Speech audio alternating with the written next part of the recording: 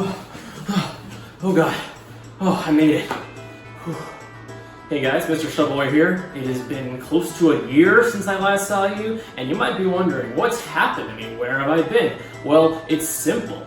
The Shenmue fans got a hold of me. They were really upset for how I talked about their precious little walking simulator. They did unspeakable things to me. Like they took my bow tie. Who does that? Anyways, let's talk bad about another video game. Brains made up of licensed games and knockoffs. Not a single thing he's played has been worth the mental cost. Though the years have worn him down, he wears a melted Weymouth crown. He's got the will to carry on and fight for a just cause. He's Mr. Shovelware with his flag leather jacket. Mr. Shovelware, and he hates corporations. Mr. Shovelware, got a strong sense of justice. Mr. Shovelware, let's dig into this one. One of the first movies that I remember watching as a kid was Charlie and the Chocolate Factory. Not the 1971 film, but the 2005 remake starring Johnny Depp. The original was so joyous, so happy, and then they handed off the rights to Tim Burton, and what you got was a really creepy film that was freaking nightmare fuel for any kid who watched it. The film itself was fine. It was definitely decisive. Some people liked it, some people hated it, and as a kid, I enjoyed it. But looking back, this movie was really dark. Willy Wonka was portrayed to be a complete tool, and his factory had killer squirrels that sent children down a garbage disposal. This crazy lunatic had chewing gum that turned a girl into a blueberry, shrink rays. Does the FBI even know about this guy? I mean, come on. What kind of chocolate factory is this? How is it so big? Why is there a television studio located inside of it?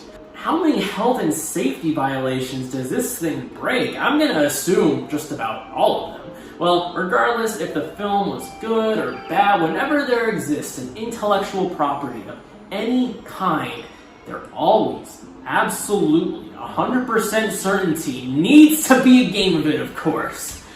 In this game, In case you didn't see the film, Willy Wonka, a depressed psychopath, a burnt-out candy maker, is having a contest. 5 lucky children who buy Wonka chocolate bars might get a ticket to tour his factory. Charlie, being broke as crap, ends up chasing down a $10 bill down an abandoned street, and he really wants that $10, jumping from roof to roof like he's Spider-Man, leaping over fences, running into invisible walls like he's an alien. Who does he think he is? It'd probably just be quicker to sit on the side of the road with a cup and wait for money. Maybe not. There's actually no one here. Okay, what is the deal with this city? It's a ghost town. There's no one walking around, not a single face to be seen. There are a bunch of snowmen. Yeah, die, you snowman. Can't let those jerks survive. Remember the scene in the movie where Charlie assaulted every snowman in the streets of his town? It was in the director's cut. Just trust me on that. The controls, at least in this level, are workable. It's not too bad. You jump, you pick up boxes, and you throw snowballs. Although throwing the snowballs has barely any purpose as far as I know, so thanks for that amazing game mechanic. There's not even enemies or something of the sort, so it's actually just a complete waste here. So eventually I got to an alley, but I had no idea where to go. What the heck is happening here? I was able to get up to this roof, but there's a million invisible walls. You can't jump over the truck, you can't throw snowballs at anything. Then I found out if you don't chase the dollar bill from the start, the game just kind of doesn't progress. Alright, well that's stupid. You could say it's my fault for not seeing it, but it's genuinely so easy to miss and just walk past at the start of this game, this little thin piece of paper. There's also no map, no arrows telling you you're missing something. No, if you didn't see that dollar bill on a street sign, I honestly thought it was like a poster or something, by the way. You just waste a bunch of time. What a cruel prank for anyone trying to play the game. It's not like this dollar bill stands out or anything either. I totally missed it when playing the game for the first time, and I have to backtrack to get back here. You think that makes me happy? Because it really doesn't. But honestly, this is the absolute least of our worries right now with this game. Once the dollar bill is recovered, you see this hideous sword and shield looking texture, and then you go through a sledding section. It's kind of like the sledding in Sonic 06. You can just kind of hold back and kill all of your momentum. I guess the game developers of these games just never thought anyone would check for stuff like that. There's no point to this section. Nothing can hurt you, so you just murder more snowmen and watch out for drunk drivers. Okay, the drunk drivers don't even hurt you, so apparently Charlie is more powerful than Dash from The Incredibles. I'm the Dash, oh god! Eventually, you get to a candy shop, you buy a chocolate bar, and you get a ticket. Whoop-de-frickin-do! This one's dedicated to all those snowmen I killed. The cutscenes are really off-putting. Every character looks like Tim Burton cartoons. I guess makes sense since, the guy directed the movie, but it's still an odd choice considering this is a live-action film. But what's even odder is it swaps between creepy CGI and these still-frame drawings. And I don't know which one bothers me more, honestly. I think they're both nightmare fuel. Our first part of the Chocolate Factory tour leads us to the grassy meadows scene in the film, where everything is edible, and honestly, they did a great job of replicating this style and look. Almost too good, to the point where the stage design is confusing and hard to navigate because of how faithful they tried to be. The mission here is to rescue Augustus Gloop, who falls into the chocolate river and needs to be propelled through a chocolate tube. Okay, so how does he have air in there? Why can't they cut around the tube to save his life? The goal here is to shoot pressurized chocolate to push him out, so instead of saving his life, Willy Wonka just wants to protect his equipment. I really hope this chocolate doesn't get sold in stores still. Anyways, you run around and there's not much to interact with. This leads us to our main mechanic in this game. The Oompa Loompas that are running around aren't just for decoration, they are pretty much the game's main mechanic, so get used to it. You press right on the D-pad to make them follow you, and up to make them work on something. So it's like Pikmin, but like a million times worse. This mechanic ends up being boring as all hell. From your first input to the end of the game, you never really know where to go either. There's no map, no compass, nothing. You just have to walk around and hope you find them, like looking for your mom in a crowded Walmart that you're also taller than and can't see. There's really not much to interact with walking around the factory. There's a lot of candy lying around, serving as the game's primary collectible system, but you don't get much for it. I think you get like an extra health bar or something at the end of the game if you get all of them, but like, who cares? One of the candies around here are the Wonka Bites, which restores your HP, but it runs away from you. What the fudgesicle is this? Why would they program the health replenishment to be like this? The idea is you need to order an Oompa Loompa to grab it for you, but it's also stupid because that just means you sit around and do nothing for 10 seconds. Have these game developers never played a normal game in their life where you just walk up to a collectible and grab it? So basically, you just need to lead the Oompa Loompas to these bouncy pads that somehow send Augustus Gloop up the pipe. Why couldn't Charlie just put giant rocks on these things? Why can't Johnny Depp get his lazy ass over here and do this himself? After this, you get the ability to throw everlasting gobstoppers, which is similar to the snowballs, and have to go on this wild goose chase and hit trees until you find Wonka Bites, and what is this? And there's no clear direction where to go, so it's just a total waste of time. Seriously, where do I go? The next section of the level is genuinely one of the most miserable experiences I've had playing a video game. Here you get your first real power-up in the form of the jelly beanstalk candy. Basically, this turns robots into giant green balls. So you set that up, and to revive power to the beanstalk, you need to shoot the robot balls into the pipes. Domo arigato, Mr. Roboto. I don't want to thank you for this crap. It's like playing soccer with the worst possible physics you could imagine. It's worse than the durians from Mario Sunshine. Once the ball's on the spike field, you can't really do much to push it towards the pipes. So you just have to sit there throwing gobstoppers and pray for the best. So Charlie and the Chocolate Factory ultimately has so many original ideas. The issue is, all of them are really bad. I have a newfound appreciation for games like The Incredibles, Finding Nemo, Cat in the Hat, because I used to sit here and just say how bad those games were, and don't get me wrong, they certainly are bad. But you know what? They played it safe. They didn't have you commanding Oompa Loompas or shooting soccer balls. It's like they took every rejected idea for a video game ever and just lumped it in one game, and what you get is Charlie and the Chocolate Factory. On Gamecube, on PS2, on Xbox. There might have even been a Game Boy Advance version, but I can't tell if I'm just making that up in my head or not. With all the Game Boy Advance adaptations, it wouldn't surprise me. And I was right. And you know what's just awesome? We're not even through... We're not even through the first level. Oompa Loompa doopity-doo. What the hell am I supposed to do? Oompa Loompa doopity-dee. This game's as fun as liquefied cheese. What do you get when a company creates a game that's as fun as pulling out teeth? When did Charlie think that he was Pele? The soccer mechanics are totally lame. I'd rather be punched in the nuts than play this game. Ba-loompa-doobity-da. How did my Oompa get stuck on this rock? I can't get him back, he's stuck in there good. This game's as fun as a kick to the wood. Please, someone actually do it. How did this happen? First, I thought I skipped one or something. I was looking around trying to figure out where I missed an Oompa, but there he was, literally spawned on the spikes. Screw you, game. You don't play fair. I had to cheese my way out there like I was balancing on a tightrope just to get him back. This couldn't have been intended. By the way, this soccer game, there are 4 rounds of it.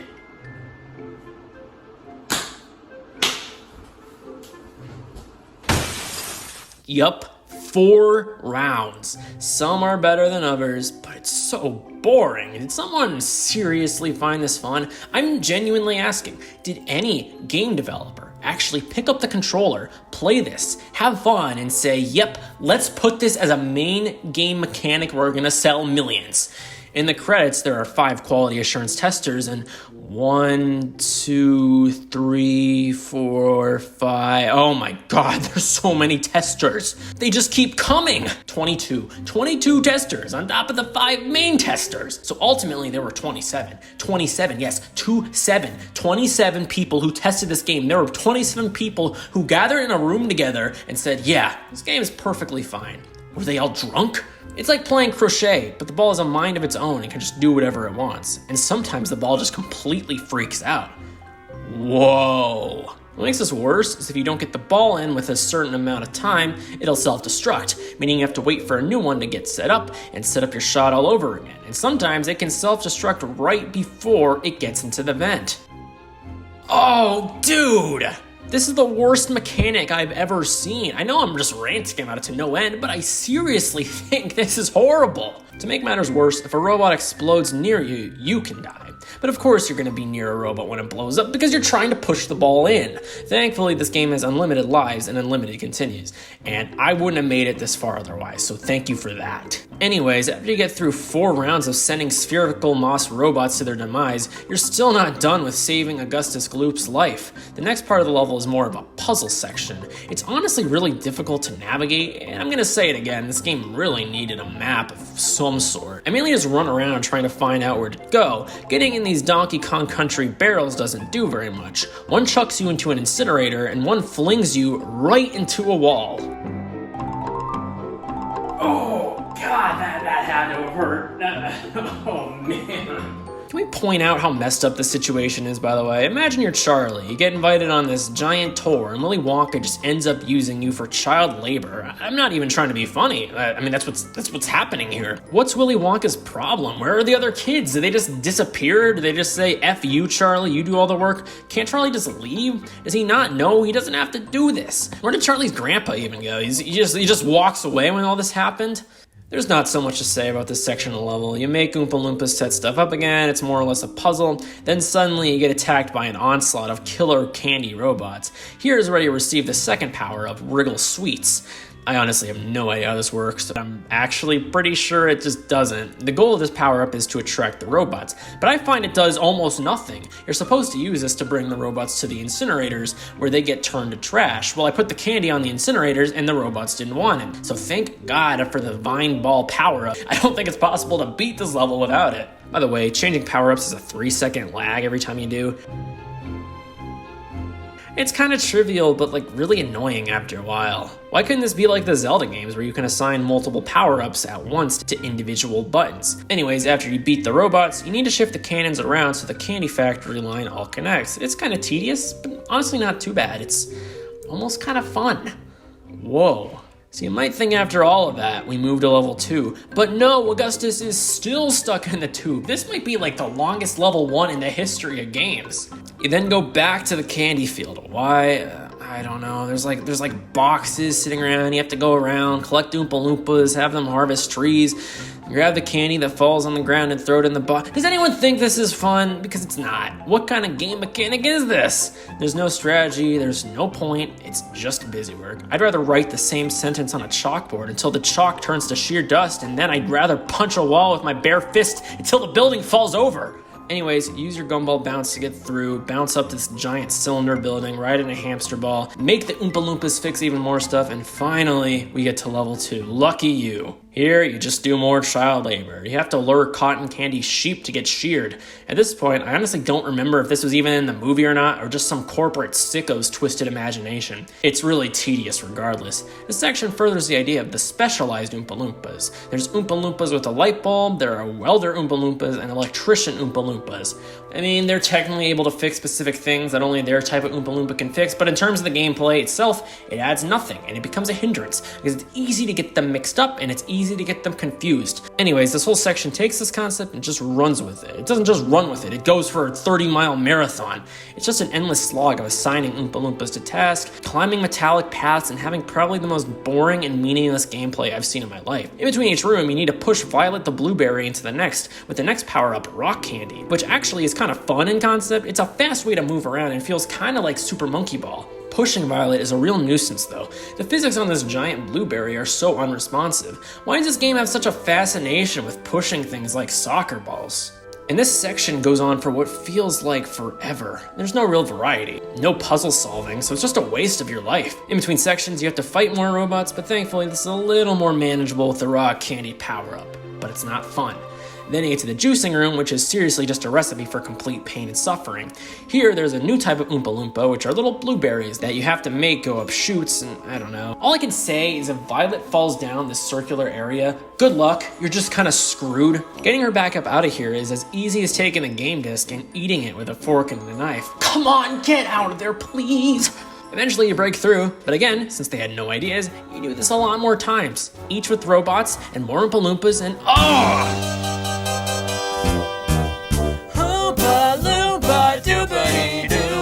This game's a steaming pile of poo. Oompa Loompa doobity-dee. Why did they make this game so crappy? What do you get when you're stuck in a rut? The physics in this game are totally mucked. This game causes sensory deprivation. I'd rather just be kicked in the shins. It's boring and it sucks a lot. Oompa Loompa doobity-doo. So many ideas, but none that are cool.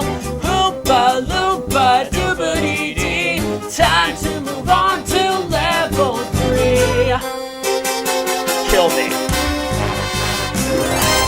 Next up, we have the Nut Room. You remember this scene from the movie, right? Veruca Salt acted like a spoiled jerk the entire time, then the squirrels decided she was evil and threw her down the chute. It's at first implied she died, but at the end of the movie it shows her and her dad walking out just covered in trash. I wish we could throw this game down the garbage chute. I don't know about this level, it's just weird. What's good about this room is that there's less parts with Oompa Loompas and more platforming. However, this is not the type of game that has good platforming controls. Sometimes you just clip through the floor. Hey look, they didn't program a death plane here. It's not all bad, there's some clever puzzle solving. Here's where we get to a level that feels more like a typical movie game, but it still sucks nuts. There are sections where you have to rush headfirst into a tree, get the squirrels that fall from the tree, and then kill them. I guess they're not dead, they just faint. This is serious animal abuse. Is this funny to the game developers? Where's PETA when you actually need them? Where's the PETA game where Charlie from Charlie and the Chocolate Factory just kills a bunch of squirrels? Because that's what's happening here. I mean, not only is this section morally screwed up, it's just not functional. You need to direct the Oompa Loompas to bring the squirrel corpses into the boxes, but sometimes they don't do anything and just run in circles. Come on, man, we don't have all day here. If a squirrel latches on you, you might just die because they're really hard to get off. This section, though, it's not too bad. There's a lot of backtracking and not very good game mechanics, but you know what? It's playable. I mean, it's fine.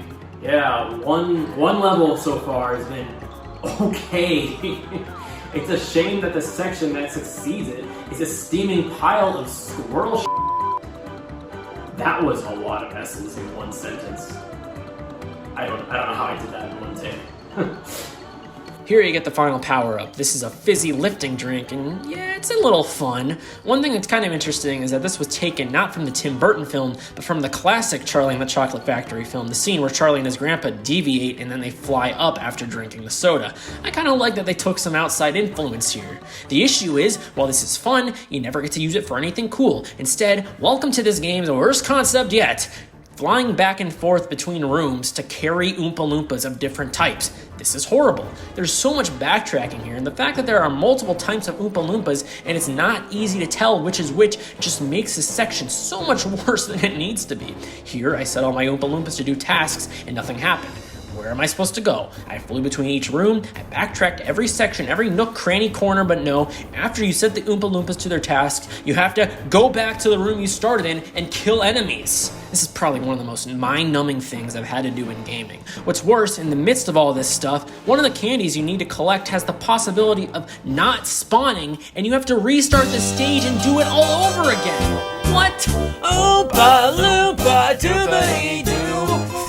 This game and you too. Oompa Loompa doobity-dee. This game just goes on endlessly. What do you do when your food vanishes? Reset the level and go take a piss. How do you know to massacre enemies? When was this scene in the movie? Busy lift myself to hell. Oompa Loompa doobity-doo. Why does this game make me a fool? Oompa Loompa doobity-da. Wait, where the hell is Charlie's grandpa?